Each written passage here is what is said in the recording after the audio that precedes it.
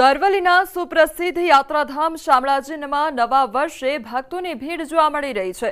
સંવત વર્ષ 2082ના આગમને ભક્તોએ દર્શન કર્યા અને નવા વર્ષની શરૂઆતમાં શામળિયા ભગવાનના દર્શન કરી લોકોએ ધન્યતા અનુભવી।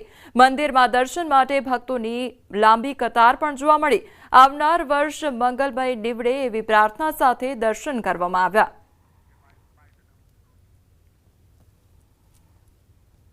અમે સવારે 9 વર્ષ શામળિયા ભગવાનના દર્શન કર્યા પછી શરૂઆત કરીએ છીએ। પછી જ અમે ઘરે પણ નૂતન વર્ષે અભિનંદન મનાવીએ છીએ અને ભગવાન શામળિયાને પ્રાર્થના કરું કે આ નવું વર્ષ દરેકને સુખ શાંતિ આપે અને ભગવાન દરેકનું કલ્યાણ કરે, સમગ્ર સૃષ્ટિનું કલ્યાણ કરે તેવું શામળિયા સરકારના ચરણોમાં મારી પ્રાર્થના। આજે અહીંયા અમે દર્શનાર્થી આવ્યા તો શાંતિથી ભગવાનના દર્શન કર્યા અને સૌ ભક્તજનો દર્શન કરતા નિહાળ્યા ત્યારે ખૂબ ખૂબ આનંદ થઈ ગયો અને એમ લાગ્યું કે ખરેખર આપણે કંઈક ભગવાનના ખોળે આવીને બેઠા છીએ। શામળિયા સરકારની આશીર્વાદ લઈ અને નવું વર્ષ સારું જાય અને આવનાર સર્વે ભક્તોને મારા નવા વર્ષના નૂતન વર્ષાભિનંદન પાઠવું છું। યાત્રાધામ શામળાજીમાં નવા વર્ષના આગમન સાથે વિક્રમ સંવત 2082ની જે શરૂઆત થઈ છે ત્યારે મોટી સંખ્યામાં ભક્તો વહેલી સવારથી ઉમટી પડ્યા। દ્રશ્યો બતાવીશ કે યાત્રાધામ શામળાજીનું જે પરિસર છે ભક્તોથી ઉભરાયું છે। ખાસ કરીને જે ઈષ્ટદેવ છે ભગવાન શામળિયા તેમના દર્શન કરીને નવા વર્ષની શરૂઆત કરવામાં આવી રહી છે અને ખાસ કરીને જે પ્રકારે આવનાર નવું વર્ષ સુખદાયી મંગળદાયી નીવડે તે માટેની પ્રાર્થના ભક્તો અહીં કરી રહ્યા છે। પોતાના પરિવાર સાથે અહીં વહેલા આવીને પહેલાં ભગવાનના દર્શન કરી અને ત્યારબાદ અન્ય કામકાજ કરી રહ્યા છે અને ખાસ કરીને જે પ્રકારે અરવલ્લી જિલ્લાના યાત્રાધામ શામળાજીમાં જે માહોલ છે ચોક્કસથી ભક્તો મોટી સંખ્યામાં અહીં ઉમટી રહ્યા છે। હાર્દિક પટેલ, ન્યૂઝ 18 ગુજરાતી, શામળાજી।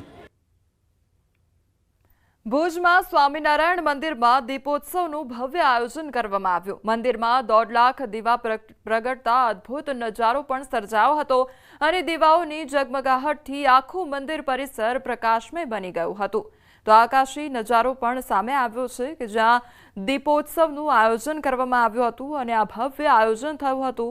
જો શ્રી રામ પણ લખવામાં આવ્યું હતું અને આ જે દીવડા છે તે પ્રગટાવવામાં આવ્યા હતા અને તેનો અદ્ભુત નજારો જોવા મળી રહ્યો હતો। 1.5 લાખ જેટલા જે દીવા છે તે પ્રગટાવવામાં આવ્યા હતા અને ભવ્ય દીપોત્સવનું આયોજન કરવામાં આવ્યું હતું। સ્વામિનારાયણ મંદિરમાં આ દીપોત્સવનું આયોજન કરાયું અને જેનો આકાશી નજારો સામે આવ્યો છે।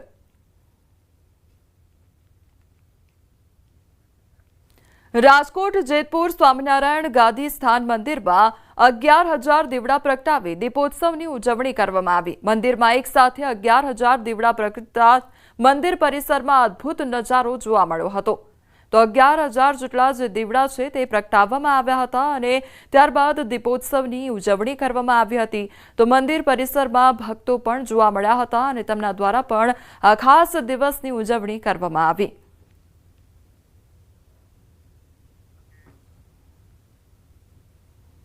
લગભગ સર્વપ્રથમ આ 11,000 દીવડાઓથી શ્રી સ્વામિનારાયણ ગાદીસ્થાન જેતપુર ઝળહળતું હોય એવો આ પ્રથમ પ્રસંગ હશે।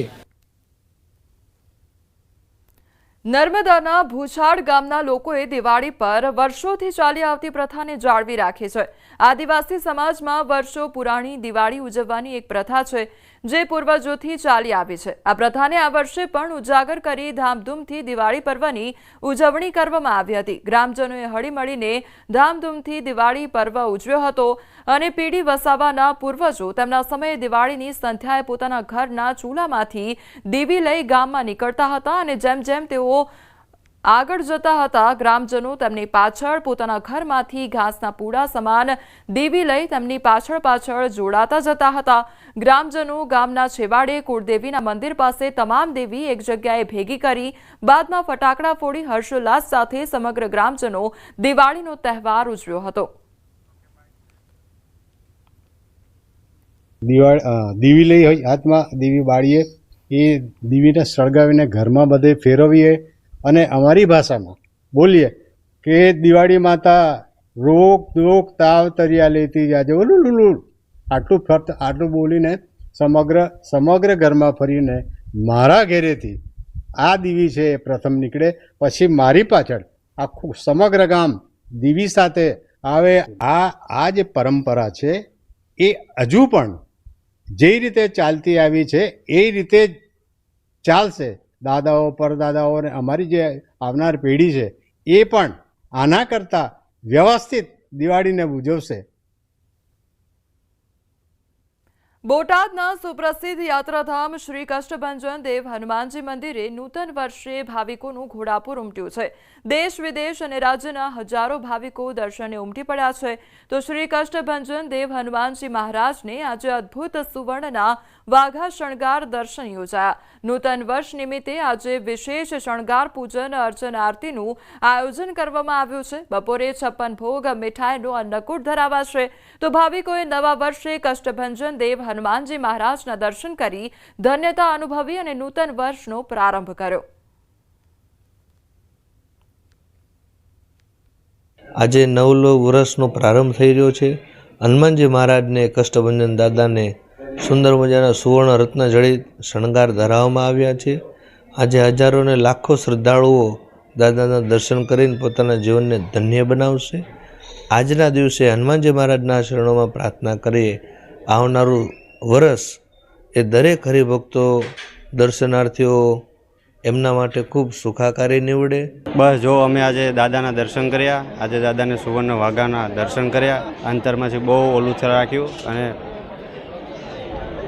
દાદાનું આજે સ્વરૂપ કેવું? દાદાનું સ્વરૂપ બહુ સરસ હતું. દર્શન કરીને બહુ આનંદ થયો. દાદાને સુવર્ણ વાઘા પહેરાયા પછી આપણને એમના દર્શન કરીને એવું થાય કે અહીંયા જ ઊભું રહેવું છે ને અહીંથી જવું નથી.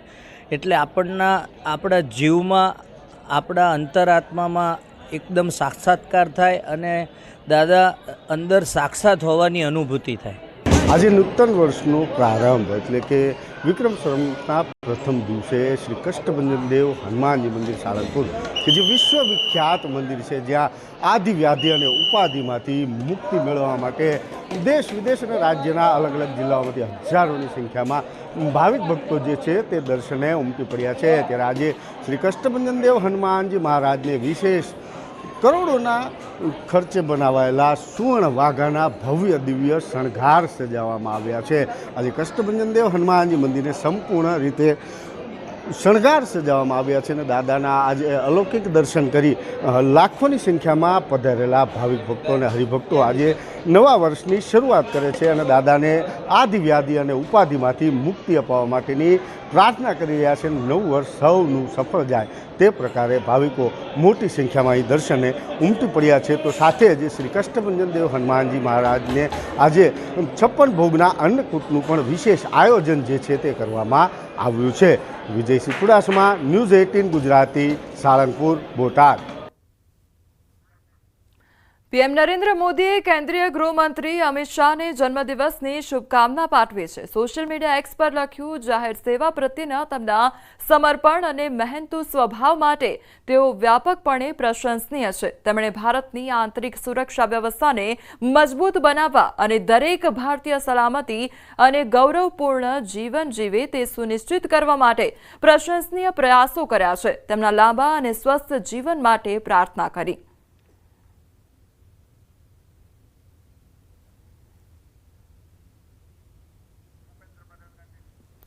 તો આ તરફ મુખ્યમંત્રી ભૂપેન્દ્ર પટેલ દ્વારા પણ ગૃહમંત્રી અમિત શાહને જન્મદિવસની શુભકામના પાઠવવામાં આવી છે.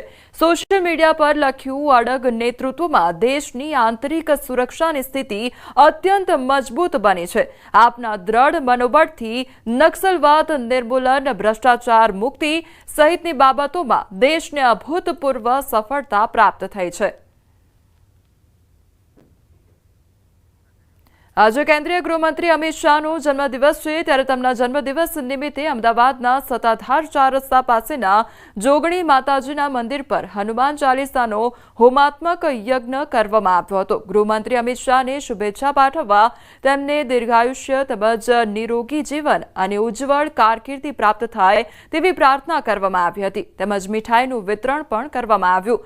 હનુમાન ચાલીસાના પાઠ સાથે 108 આહુતિ આપવામાં આવી હતી.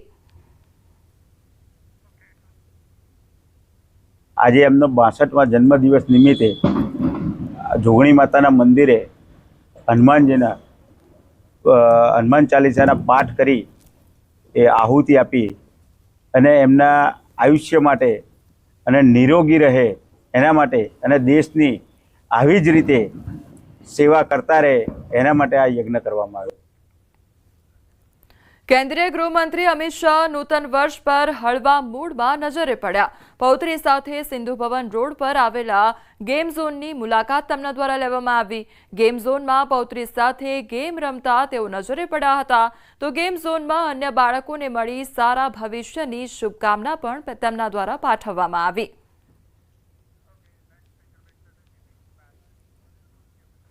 અન્ય સમાચાર પર હવે નજર કરીએ તો વડોદરા શહેરમાં વધુ એક નશામાં ધૂત નબીરાએ લીધો છે બાળકનો જીવ. અવધૂત ફાટક પાસે અકસ્માતની આ ઘટના સામે આવી છે. નશામાં ધૂત કાર ચાલકે બેફામ રીતે કાર હંકારી અને ફૂટપાથ પર રહેલા શ્રમજીવીઓ ઉપર કાર ચડાવી દીધી હતી. તો 4 વર્ષના બાળક પર કારના પૈડા ફરી વળતા ઘટના સ્થળે જ આ બાળકનું મોત નીપજ્યું છે. તો 4ને ગંભીર ઈજા પણ પહોંચી છે. કારમાંથી વિદેશી દારૂની બોટલો પણ મળી આવી છે. અકસ્માત કરી ભાગતા કાર ચાલકને લોકોએ પીછો કરી મેથી પાક ચખાડ્યો હતો. નશો કરી કાર ચલાવતા વાહન ચાલકો સામે લોકોમાં ભારે રોષ જોવા મળી રહ્યો છે. કાર ચાલકની પોલીસે ધરપકડ કરી છે. તો આરોપી નીતિન ઝાની ધરપકડ કરવામાં આવી છે. તો નશામાં ધૂત કાર ચાલક દ્વારા આ જે કાર છે તે હંકારવામાં આવી રહી હતી અને ઓવર સ્પીડિંગ કરવામાં આવી રહ્યું હતું. ત્યારે ફૂટપાથ પર જે શ્રમજીવીઓ આરામ કરી રહ્યા હતા તેમના પર કાર ચડાવી દેવામાં આવી હતી. તેમાં જે બાળક છે તેનું ઘટના સ્થળે જ મોત નીપજ્યું છે. 4 વર્ષનું જે બાળક છે તેનું ઘટના સ્થળે જ મોત નીપજ્યું અને અન્ય જે લોકો છે તે લોકો ગંભીર રીતે ઇજાગ્રસ્ત થયા છે. તો બીજી તરફ અવધૂત ફાટક પાસેની આ ઘટના સામે આવી છે અને જે નશામાં ધૂત કાર ચાલક હતો તેની અટકાયત કરી લેવામાં આવી છે. બીજી તરફ જે ત્યાંના સ્થાનિકો છે તેમનામાં ભારે રોષ જોવા મળી રહ્યો છે કારણ કે નશામાં ધૂત આ કાર ચાલક દ્વારા ઓવર સ્પીડિંગ કરવામાં આવી રહ્યું હતું. સંવાદદાતા હાર્દિક અમારી સાથે જોડાઈ ગયા છે. હાર્દિક, નશામાં ધૂત આ કાર ચાલક અને બીજી તરફ 4 વર્ષના બાળકનું ઘટના સ્થળે જ મોત નીપજ્યું છે. શું હતી આખી ઘટના? કેવી રીતે અકસ્માત સર્જાયો હતો? બિલકુલ કોમલ, જો સમગ્ર મામલે વાત કરીએ તો વડોદરા શહેરના અવધૂત ફાટક આવેલી છે માંજલપુર વિસ્તાર પાસે. ત્યાં જે નાના વેપારીઓ હોય છે, શ્રમજીવીઓ હોય છે, તેઓ ફૂટપાથ પર વસવાટ કરતા હોય છે પરિવાર સાથે. ત્યારે એક નશામાં ધૂત કાર ચાલક જે છે તે પૂરપાટ ઝડપે આવ્યો હતો અને રોડ પર સૂતેલા જે પરિવારના સભ્યો છે તેમને અડફેટે લીધા હતા. આખી જે ઘટના બની એમાં 4 વર્ષના બાળકનું જે છે મોત નીપજ્યું છે. આ કાર ચાલક અકસ્માત સર્જીને ફરાર થઈ ગયો હતો, પરંતુ 1 કિલોમીટર દૂરથી જે નાગરિકો છે, વાહન ચાલકો છે, અને તેમના દ્વારા એ કાર ચાલકને પકડી લેવામાં આવ્યો હતો. આ કાર ચાલકનું નામ નીતિન ઝા છે. તેની કારની તપાસ કરવામાં આવી હતી. તેમાંથી વિદેશી શરાબની બોટલો જે છે તે મળી છે. ત્યારે સમગ્ર મામલે જેપી રોડ પોલીસે કાયદેસરની કાર્યવાહી હાથ ધરી છે. જે બાળક છે તે મૃત્યુ પામ્યું છે, ત્યારે પરિવારમાં આઘાત છે અને અન્ય 3 થી 4 લોકો જે છે તેમને ઈજાઓ પહોંચી છે. કોમલ, હકીકતમાં. જી હાર્દિક, સમગ્ર માહિતી બદલ આપનો આભાર.